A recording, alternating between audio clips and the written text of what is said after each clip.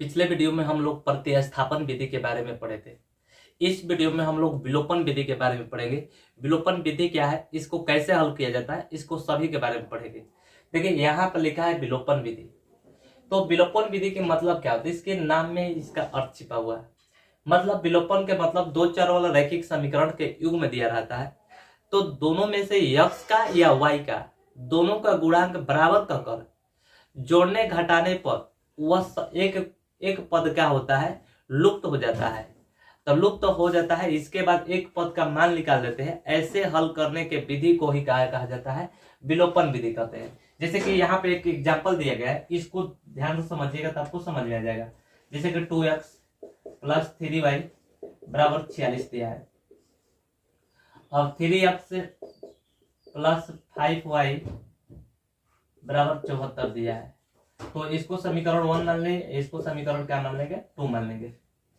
तो समीकरण 1 हो गया, ये 2 हो गया। तो अब ध्यान दीजिएगा, या तो y के गुणांक को बराबर कर देना है। देखिए y के गुणांक जो भी है, यहाँ पे 3 दिया है, एगो के 1 के 5 दिया है।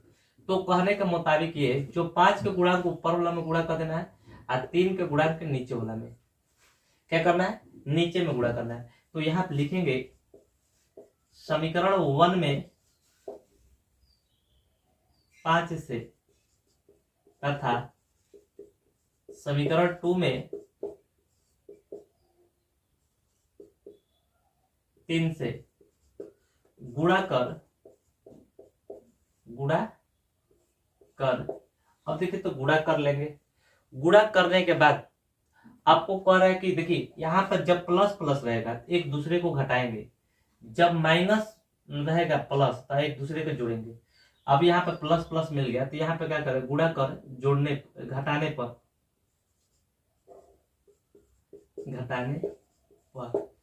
तो अब आप लोग को देखिए, इसको 5 से गुणा करेंगे तो यहाँ पे एक पद को गुणा करिए आराम से। देखिए 6 5 30 के 0, 5 के 20, 20 3 23 आएगा 230, 5 15 5 दूनी 10, एक से बीच में प्लस है तो प्लस। यहाँ पे देख लीजिए 3 से 74 में गुणा करेंगे, 4 12 का 2, 7 के 21, 21 1 22। अब यहाँ पे देखिए 5 15 और यहाँ पर 33 के 9 x। अब ध्यान दीजिएगा, जब भी घटाने का रहता है तो इस नीचे वाला का चिन्ह बदल जाता है, प्लस है तो माइनस, प्लस है तो माइनस, प्लस है तो माइनस। ये आप लोग को कट जाएगा। 10 में से 9 घट गया, कितना होगा x बराबर। इसका मान देखिए, यहाँ पर 0 में 2 घटेगा, नहीं घटेगा, हासिल देगा 10 होगा, 10 में 2 घटेगा 8 आएगा और बाकी सब कट जाएगा। मान के चलिए इसको दोनों को 0 मान हो जाएगा। तो x बराबर कितना आ गया, 8 हो गया। तो इस तरह कर हम लोग x के मान निकाल लिए और y का मान निकालने के लिए हम लोग क्या करेंगे, समीकरण 1 में x के मान रखने पर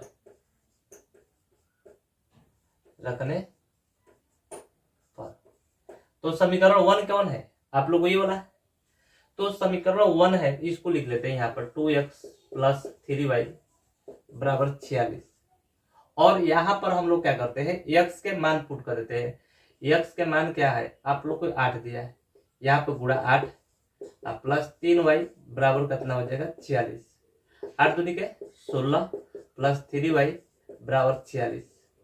तो अब यहाँ पर ध्यान दीजिएगा, 3y बराबर कितना हो गया 46 माइनस 16 आपको आ जाएगा। तो देखिए 6 में 6 घटेगा 0, 4 में 3 1 घटेगा 3, y बराबर कितना होगा 30 बटे में 3 घटा देंगे कितना होगा 10। तो इस तरह अगर कोई भी समीकरण को अगर हल करते हैं, इस विधि को हम लोग क्या कहते हैं, विलोपन विधि। क्या कहते हैं, विलोपन विधि। अपने टाइम को बर्बाद मत कीजिए, आप लोग ध्यान से वीडियो को देखिए और पढ़ते जाइए, आपको हर एक चीज समझ में आ जाएगा अच्छे ढंग से। चलिए हम लोग को एक और सवाल लेकर देखते हैं। आपको विलोपन विधि द्वारा हल करना है। तो विलोपन विधि द्वारा जब हल करना है तो सबसे पहले हम लोग क्या करेंगे, बहुत ही हल्का होता है, आसानी से समझिएगा। यहाँ पर देखिए 7x माइनस 2y बराबर 1, कितना हो गया 1। इसको समीकरण 1 मान लेना है। 3x प्लस 4y बराबर 15, इसको समीकरण 2 मान लेना है। समीकरण मानने के बाद विलोपन के मतलब होता है आपको y के पद चाहे x के पद के जो गुणांक होता है आपको बराबर कर देना है। जब बराबर कर दीजिएगा वही क्या हो जाएगा, आप माइनस प्लस रहेगा तो जोड़ना है, एक ही जाति का रहेगा तो घटाना है। जैसे कि एग्जांपल पर देखिए, यहाँ पर 2 है, यहाँ पर 4 है, तो बराबर कैसे करेंगे, देखिए 2 और 4 लिख लीजिएगा, अनुपात कर लीजिएगा, 1 हो जाएगा और ये क्या हो जाएगा 2 हो जाएगा। 2 से घटाएंगे तो 2 एकम 2, 2 दूनी 4, ये 2 का गुणा ऊपर वाला में और 1 गुणा नीचे वाला में, इस तरह गुणा करना है। अब लिखेंगे समीकरण 1 में, समीकरण 1 में 2 से तथा समीकरण 2 में 1 से गुणा कर। देखिए गुणा करने के बाद क्या करेंगे, जब यहां पर माइनस रहेगा यहाँ पर प्लस रहेगा, चाहे दोनों माइनस, तो दोनों माइनस रहेगा तो एक दूसरे को घटाएंगे, चाहे दोनों प्लस रहेगा तब एक दूसरे घटाएंगे, लेकिन अगर माइनस प्लस रहेगा तो एक दूसरे को जोड़ेंगे। क्लियर है? तो यहां पर हम लोग क्या कर सकते हैं, गुणा कर जोड़ने पर, क्या करने पर, जोड़ने पर, तो गुणा करेंगे, इसको हम लोग 100 नहीं करेंगे। अब इसमें हम लोग को 2 से गुणा करना था, 14x, यह क्या हो गया 4y बराबर 2। अब यहां पर क्या हो गया, यहां पर हमको 1 से गुणा करना है, तो 3x माइनस 4y बराबर 15, सेम टू सेम हो गया। अब ध्यान दीजिए, जब जोड़ना है तो चिन्ह यहाँ पे कोई चीज नहीं बदलेगा, सिंपल से ही प्लस माइनस में कट जाएगा। 14 3 17x, इधर देखिए 15 2 17, तो x बराबर कितना हो गया 17 बटे में 17, कट कर कितना आ गया 1 आ गया। क्लियर है? x के मान कितना आ गया 1। तो y के मान क्या होगा, y का मान निकालना है तो आप लोग समीकरण 1 में या 2 में, दोनों में रख सकते हैं। तो लिखेंगे समीकरण 1 में x के मान रखने पर, क्या करने पर, मान रखने पर, तो देखिए मान रखेंगे तो कैसे आएगा, देखिए ये समीकरण पूरा है, उतार लीजिए यहाँ पर 7x माइनस 2y बराबर 1, तो 7 गुणे कितना हो जाएगा, x के मान हमारा 1 आया है तो यहाँ पर 1 रख सकते हैं, माइनस 2y बराबर 1। तो देखिए 7x 7 हो जाएगा, माइनस 2y बराबर 1, तो माइनस 2y यहाँ पे छोड़ देंगे, ये इधर चल जाएगा 1 माइनस 7। अब यहाँ पे देखिए माइनस 2y बराबर कितना हो जाएगा, माइनस 6, 7 में 1 घट जाएगा, माइनस 6 होगा। तो y बराबर कितना होगा, माइनस 6 बटे में माइनस 2, 2 3 6, आपको कट गया, माइनस में खत्म हो गया, 3 आ गया, y के मान कितना आ गया 3। इस समीकरण के x के मान 1, y के मान कितना हो गया 3। अगर परीक्षा में बनाते समय लगे कि आप हम गलती किए हैं कि हमारा मान निकालेंगे, शायद गलती होगा, तो आप क्या कीजिए, इस समीकरण में पुट कर देख लीजिए संतुष्ट कर रहा है कि नहीं। जैसे कि एग्जांपल में 7x माइनस 2y दिया है, तो 7 गुणे x के मान कितना दिया है 1, माइनस 2 गुणे इसका मान दिया है 3, देखिए 7 हो गया, 3 दूनी 6, 7 में 6 घटेगा 1 आया है कि नहीं। इसका मतलब जो बनाए हम वह क्या है, पूर्णतः सही है। क्लियर है? अब हम लोग नेक्स्ट सवाल बनाते हैं। देखिए हम लोग तीसरा सवाल में आ गए हैं। तीसरा सवाल का भी विलोपन विधि से बनाएंगे, आप लोग को समझ में आ जाना चाहिए पूरा। ध्यान दीजिए, इसको भी विलोपन विधि से बनाना है। और यहाँ पर हम लोग देखते हैं, यहाँ पर हम लोग पहले समीकरण को क्या मानेंगे, 2x 3y बराबर 11, ये समीकरण 1 मानते हैं। 2x माइनस 4y बराबर माइनस 24 बराबर समीकरण 2 मानते हैं।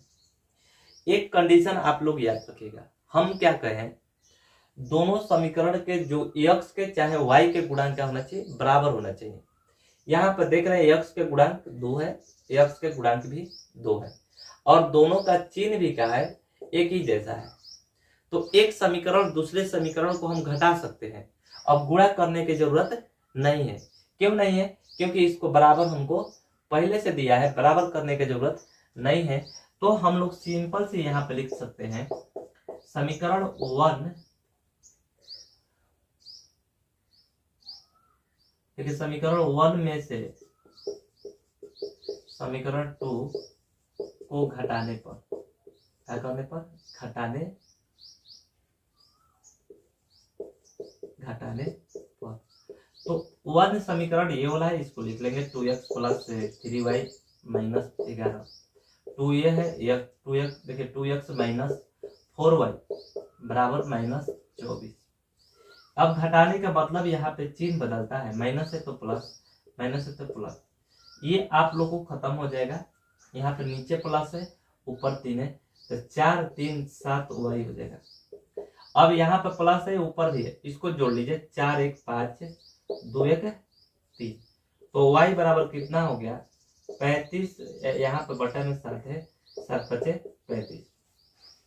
आपको y के मान कितना आ गया, 5 आ गया। इसी प्रकार हम लोग क्या करेंगे, समीकरण 1 में y के मान रखने पर, y के मान रखने पर, तो y के मान रखेंगे तो हमारा कितना मान मिलेगा, यहाँ पे समीकरण, यहाँ पे क्या है 1 है, यहाँ पे लिख लिए 2x प्लस 3y बराबर 11 हो गया। तो इसमें रखेंगे 2 गुणे 5 प्लस 3y बराबर 11, 5 दूनी 10 प्लस 3y बराबर 11, 3y बराबर कितना होगा, 11 माइनस 10, कितना होगा 11 माइनस 10। तो कहने के अर्थ है, हम यहाँ पे थोड़ा सा मिस्टेक कर दिए। देखिए मिस्टेक ये हो गया, हमें x के मान रख दिए, यहाँ पे एक्चुअल में किसका मान होना चाहिए, y के। देखिए 2x प्लस 3 गुणे y के मान कितना दिया है, 5 दिया है, यहाँ पर 5 होगा बराबर 11।